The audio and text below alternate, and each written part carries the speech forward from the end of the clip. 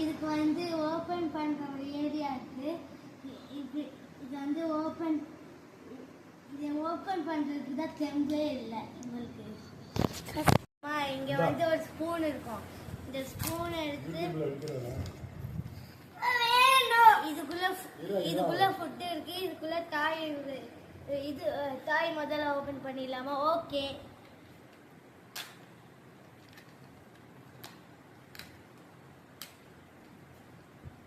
அதுக்கப்புறம் food open பண்ணலாமா?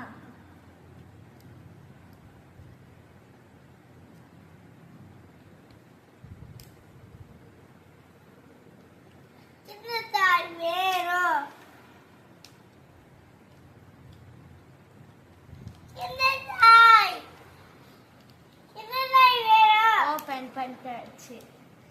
Thank you.